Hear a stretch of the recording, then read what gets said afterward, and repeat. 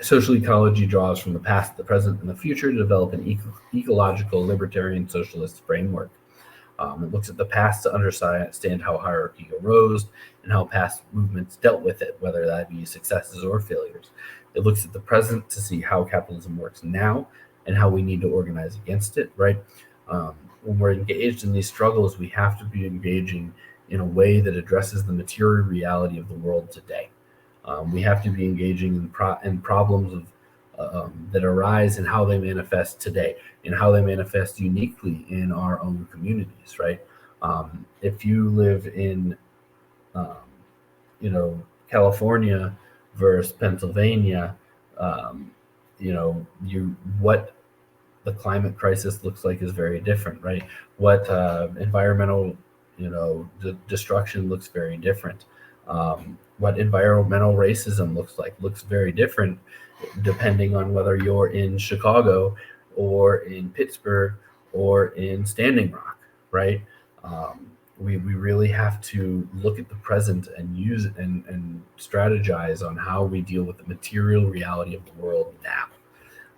And then we have to envision a future communalist society that can grow out of that, right? We have to have that present to know where we're standing, to know where our feet are at, to know the lay of the land, so that we can plot the next step towards envisioning and achieving that socialist society, which social ecology says should be based on some key principles: non-hierarchy, creating a society that's structured for equality, democracy, and freedom; direct democracy, stateless participatory democracy via assemblies; social justice, fighting against all forms of dehumanization, racism, sexism, etc.; ecology, human society as a sustainable and in symbiosis with the rest of nature; and what they called the moral economy, anti-capitalist and production and distribution for human needs.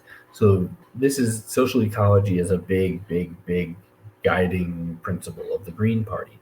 It was big in our founding. Like I said, Book Chin was actually a member. Dig Dug asked when anti-capitalism and socialism were added to the Green Party platform. That was 2016 that we, explicitly didn't put in our national platform that we are an anti-capitalist party.